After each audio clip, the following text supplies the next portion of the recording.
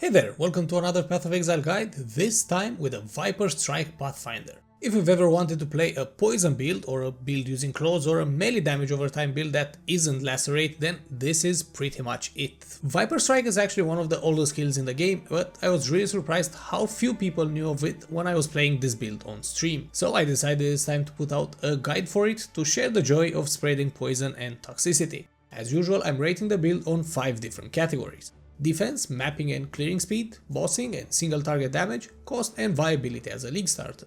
By default, Viper Strike is a skill made for single targets, but when you combine Melee Splash, Ancestral Call and Pathfinder's Poison Proliferation, you actually end up with something that hits and melts almost the entire screen.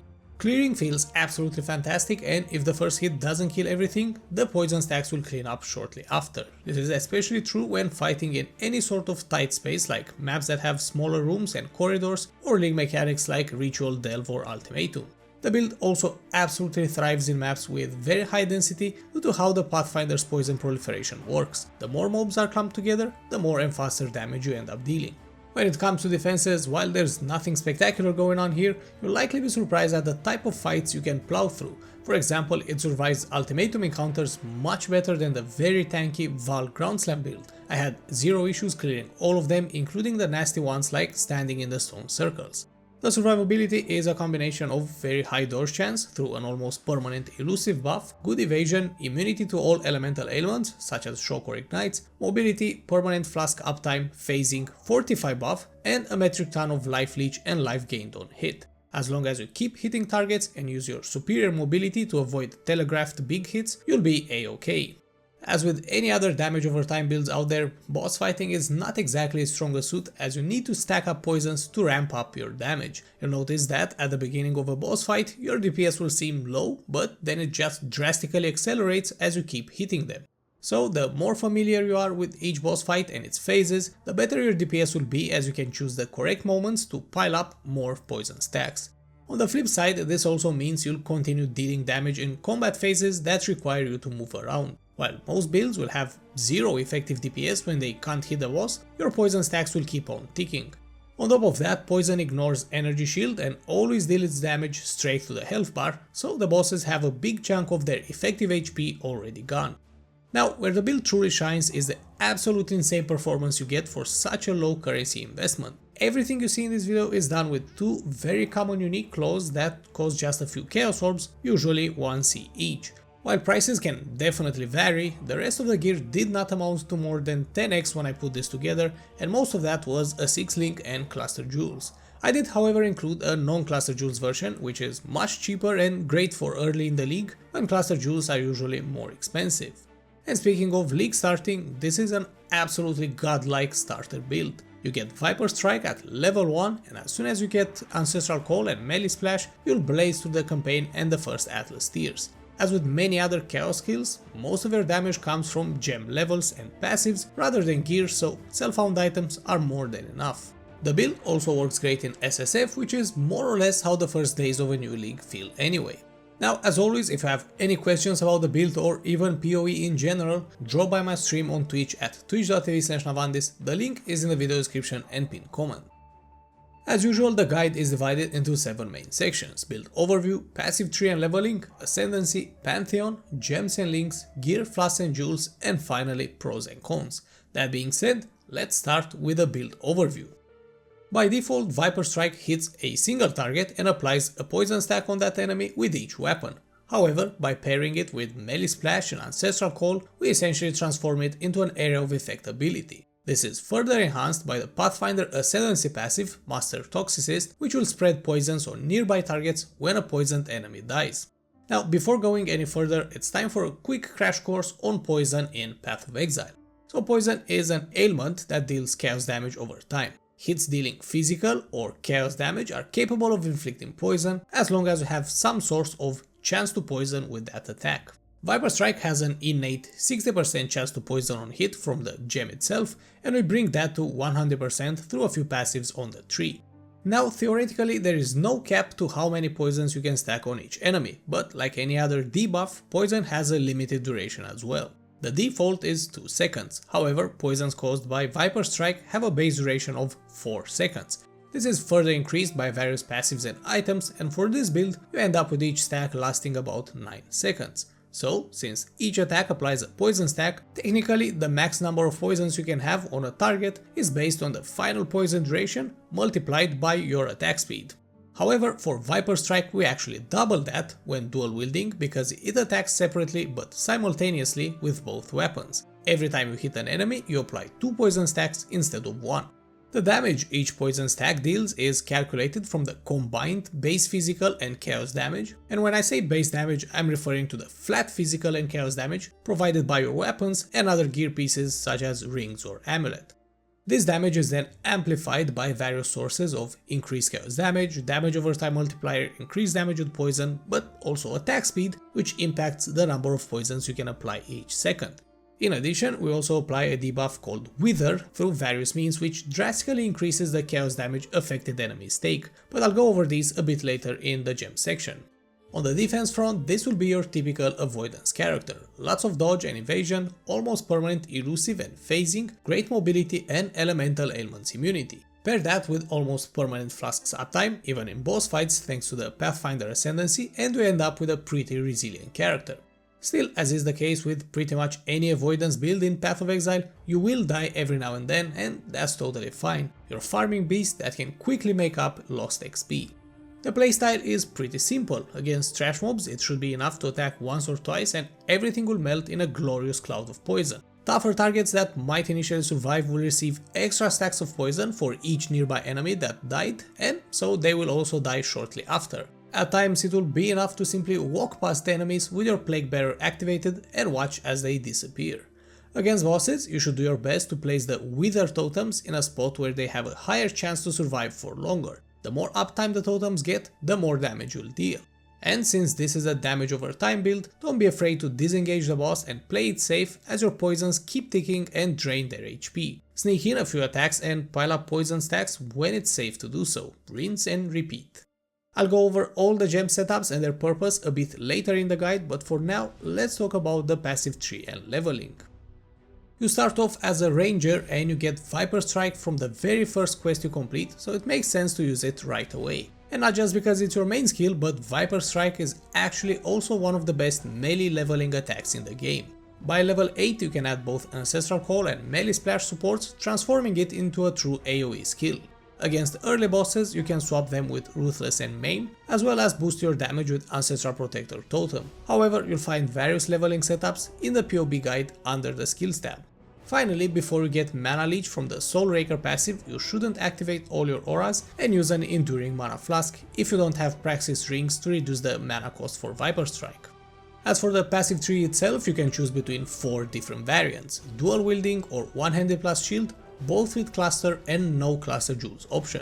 The non-cluster jewel option has somewhat slower single target ramp up damage, but the difference is rather small, so you can consider the cluster jewels variant more of a min-maxing thing. As for the one-handed plus shield options, I've added these mostly for people that never played an avoidance based character before and want some extra defense at the expense of some DPS. If you wanna go with that, make sure you load the shield gear set in PoB, as I won't be covering those items in the gearing section. For the passive tree, I've tried to strike a good balance between defense and offense. We take very strong keystones such as Acrobatics, Phase Acrobatics and Wind Dancer for a large amount of dodge and damage mitigation for when you do eventually get hit. No Witnesses is also an amazing and easily accessible passive for the elusive buff on kill. It grants additional chance to dodge and movement speed, which will decrease as the buff's duration is ticking down. Damage wise, we're looking at generic chaos or poison damage nodes such as Swift Venoms, Toxic Strikes or Fatal Toxins. And since the build uses claws, notable passives like Poisonous Fangs, Claws of the Pride, Soul Raker or Claws of the Magpie are an obvious choice. In the first few acts, it's less important what weapon type you're using since we're not taking the claw specific nodes early on, so any fast one-handed weapons like swords or axes are also totally fine initially. As for the cluster jewels, on the large one the optimal lineup is Disease Vector, Martial Prowess and Feed the Fury. Nothing else comes even close to this trio in terms of damage and utility. Other decent secondary passives are Devastator, Fuel the Fight or Smite the Weak. On the medium clusters there are 2 important notable passives you're looking for: Eternal Suffering and Low Tolerance. You can either get both on the same cluster or split them, it doesn't really make a difference as long as you have both of them. The other two passives can be a mix of Brush with Death, Exposure Therapy, Wasting Affliction or Student of Decay. Finally, on the small cluster jewels, the optimal choice is the cheap and very powerful Feast of Flesh. As I mentioned earlier in the build overview section, Viper Strike essentially hits twice every time you attack, once with each weapon, so life gain on hit effects are twice as strong. This is why Feast of Flesh clearly pulls ahead of other options such as Fatal. As for the bandits, the optimal choice for this build is to kill them all and get the 2 passive points. Most of the bonuses you'd get from helping any of the bandits are pretty much useless, definitely not more valuable than the points. Okay, so that's about it for the passive tree and leveling. Now let's get into the finer details, starting with the Ascendancy. As mentioned a couple of times until now, poison, damage over time, chaos damage are the main pillars of this build, and the Pathfinder Ascendancy class fits this description perfectly. It also greatly buffs everything Flask related, such as duration, charges generation and increased effect of their bonuses. Your first points go into Master Toxicist, an absolute godlike passive. It provides 30% more poison damage during any Flask effect, and this will be almost permanent thanks to another Pathfinder passive I'll talk about shortly.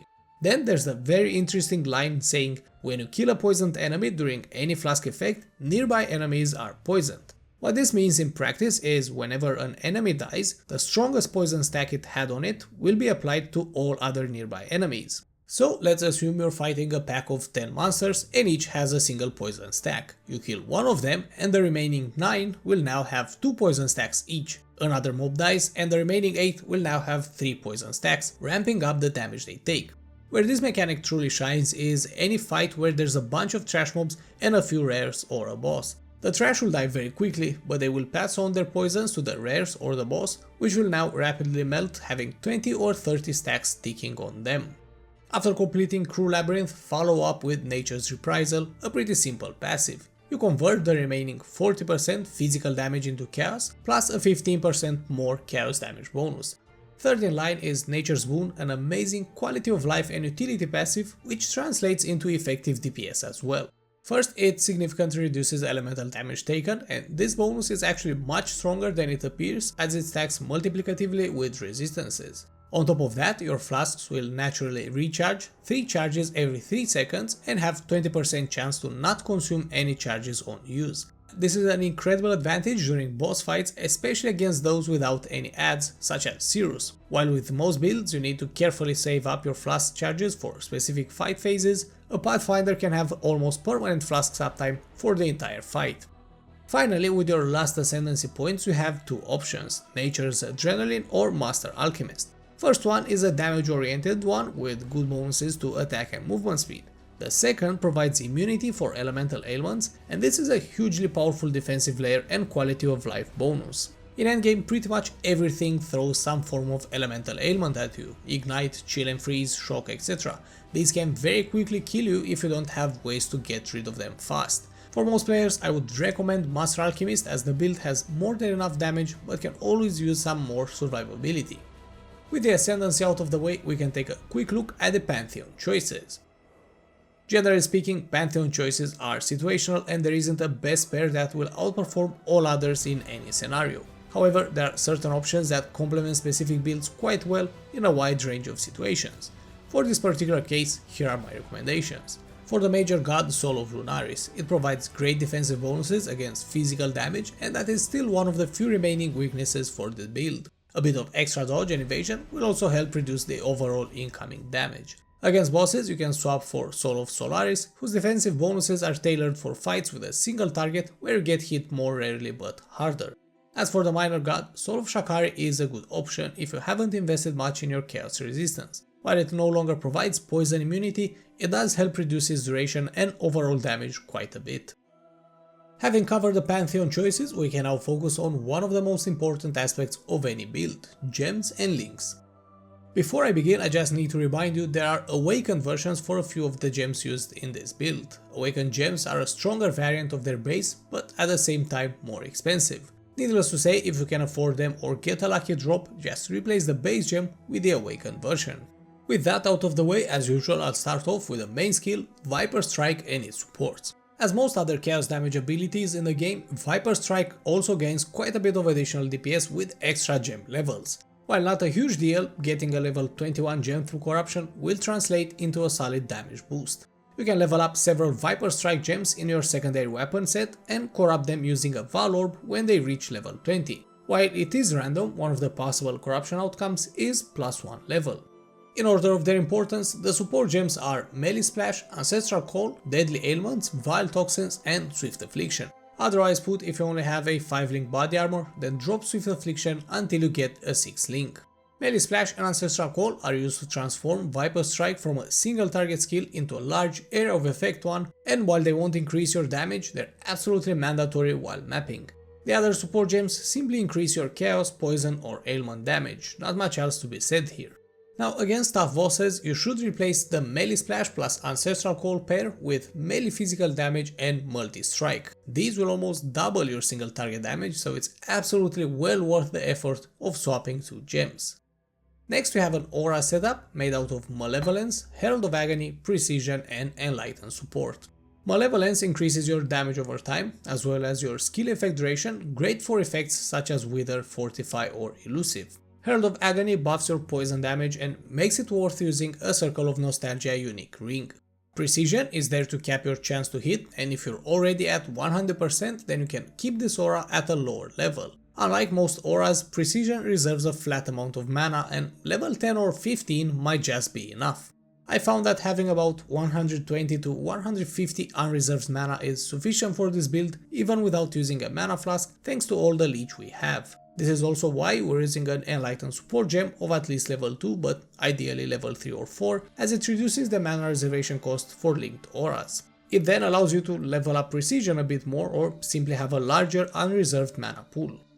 Then there's the Wither Totem setup, Spell Totem plus multiple totems linked with Wither and increased duration. The Wither spell applies a stacking debuff with the same name which reduces enemies' movement speed and increases the chaos damage they take by a large amount. The debuff can stack up to 15 times, but it has a really short duration. So the goal here is to apply as many stacks as we can in the shortest amount of time with the longest duration. This setup is only meant to be used against tough bosses or fixed combat scenarios. It will make a huge difference in such fights, so make sure you use it and try to learn the best spots to place them so they don't get destroyed immediately. We use totems to apply it because our cast speed is abysmally low and you don't really gain anything if you're casting Wither instead of attacking with Viper Strike, and with multiple totem support you can actually plop down 3 totems, accelerating the debuff application. Now there is an alternate setup you can use with Ancestral Protector Totem, multiple totems, Withering Touch and faster attacks. The principle is the same, get totems to apply as many Wither stacks as quickly as possible.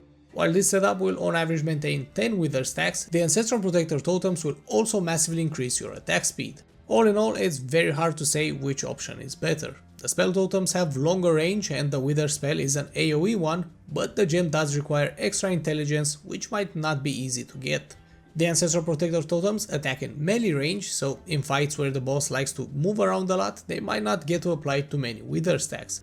On the other hand, they also add extra poisons on the enemy, boosting your damage bonus from the Growing Agony Jewel. In the end, you can experiment with both and see which one you prefer. Next we have a pretty important utility setup comprised of Steel Skin and Withering Step, linked with Second Wind and Increased Duration supports to both reduce the cooldown of the active skills and extend the duration of their effects.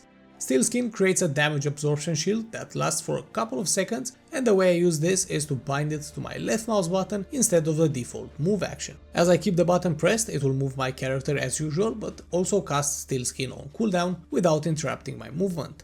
Now this skill has a pretty high strength requirement, but you can keep it at a lower level until you can upgrade your gear.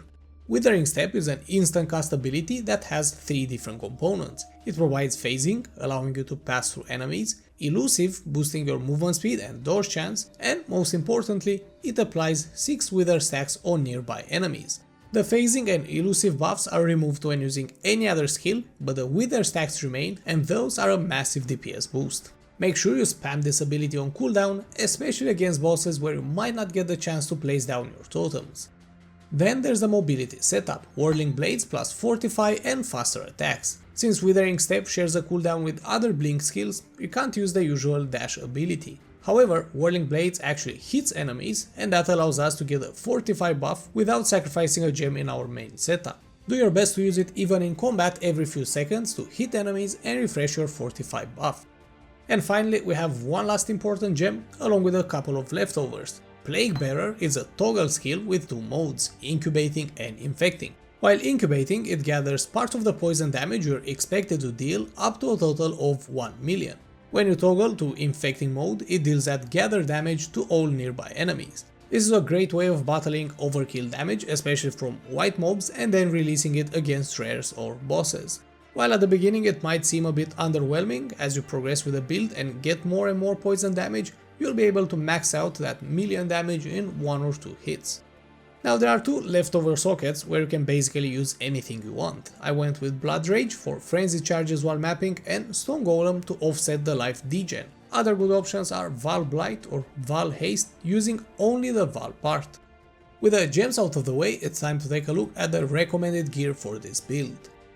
In this section, for each gear slot, I will outline 3 tiers: basic, mid-tier and best in slot. Generally speaking, prices increase significantly with each tier, but so do the benefits that the items bring. The Notes tab in the Path of Building guide contains trade links to help you find and buy the necessary gear. You can tweak the filters according to your budget and character at the time. Your main goal is to cap your elemental resistances and get as much life as possible. The rest of the affixes should be a mix of strength and int to level up your non-green gems, chaos resistance and damage mods, mostly in the form of chaos damage, damage over time, attack speed, flat physical and chaos damage. Starting from the top, a good basic tier helmet has 60 plus elemental resistances, 80 plus maximum life and either strength or chaos res, ideally on a pure evasion base. For mid tier, you can go with a versatile unique, Crown of the In or Die, and a well-rolled one will give you a huge amount of life, armor, great DPS and even plenty of mana. While it doesn't have any resistances, you can easily get those on other gear slots. This helmet is usually really cheap beyond the first 2 weeks of a league, as it's one of the most common drops from Sirus at any awakening level. A best in slot helmet is a rare, pure evasion one with hunter influence, so it can roll nearby enemies have -2 chaos resistance. You can use harvest chaos recipes or aberrant fossils to craft this mod. Max life and some resistances are the other must-have mods, while stuff like accuracy or intelligence are great fillers. If you have an empty prefix, then craft +1 to melee strike range so you can attack from a slightly longer distance.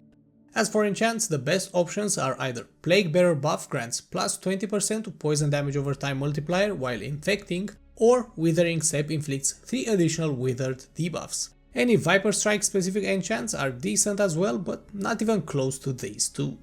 Moving on to your weapon, in this build we're going with claws, and for basic and mid tier nothing will beat the Wasp Nest unique, which can easily be used even for endgame content. In fact, all the footage you've seen in this video was done using 2 Wasp Nest claws. In the past couple of leagues, these never cost more than a couple of Chaos Orbs, even for the ones that were very well rolled, so you should be able to get a pair very early on. For best in slot, you're looking for a rare Elder Influenced Claw, ideally on a Void Fangs base for the massive flat chaos damage implicit. The most important mod you're looking for is damage over time multiplier for poison inflicted with this weapon. Then you want at least 250 plus combined physical and chaos DPS, along with any other mods that increase your poison damage or damage over time.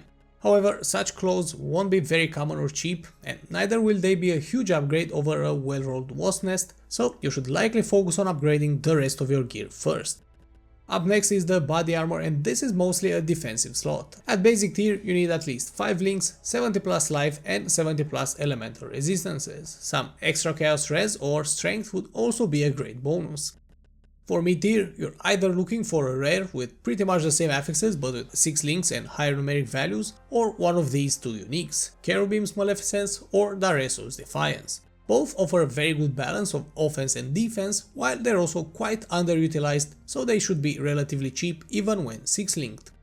Finally, for best in slot, the unique Kintsugi is an incredible boost to your defense by adding another layer of mitigation that's similar to the Wind Dancer Keystone and stacks with it as well.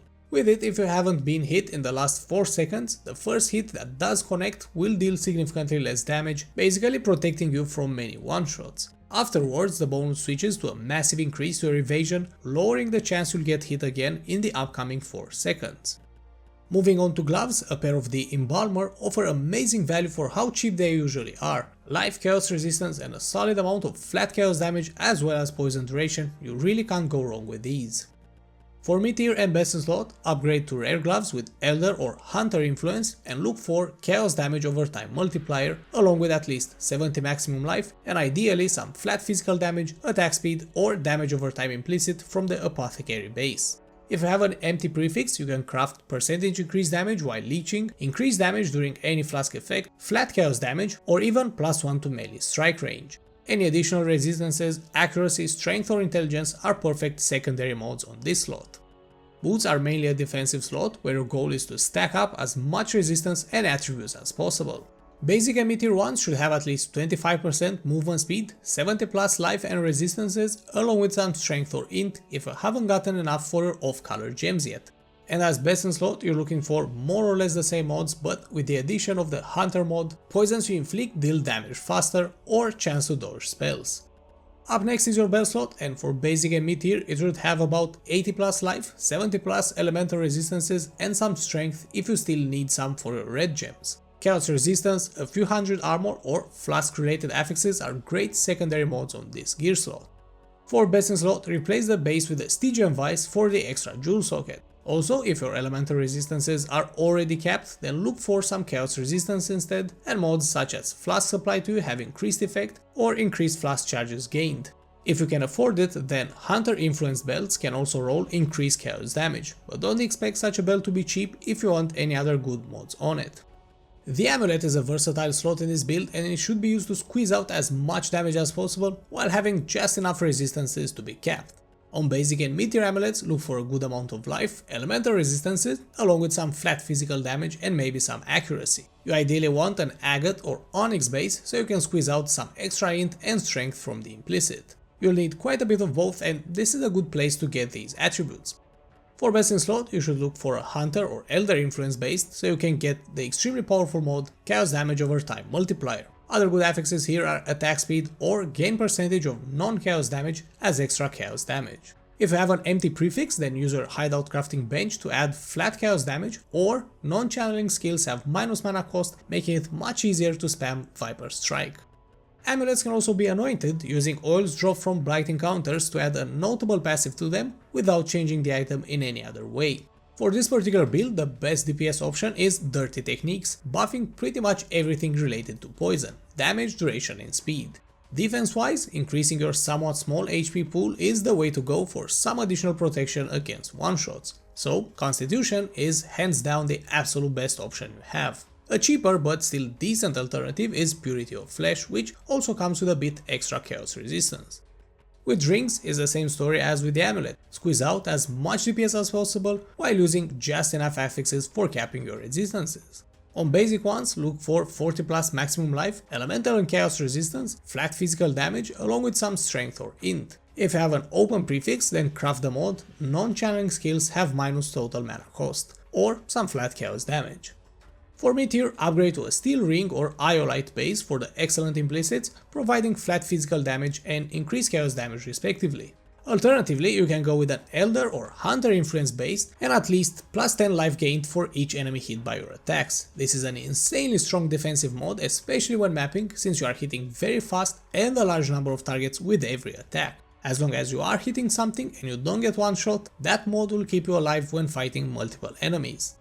Finally, for best in slot, combine a mid-tier rare ring with a unique Circle of Nostalgia that has the mods Increase Chaos Damage while affected by Herald of Agony, and Herald of Agony has increased buff effect. The ring always comes with a decent amount of flat chaos damage, all attributes and chaos resistance, all very valuable for this build. There's also a very wide range of possible implicit mods that can roll on Circle of Nostalgia rings, and you should ideally look for resistances, attributes, chaos damage, etc. The prices will vary wildly for these rings as most people don't really know how to appraise them, so you might be able to snatch one with 3 good implicits for less than 1 exalted orb.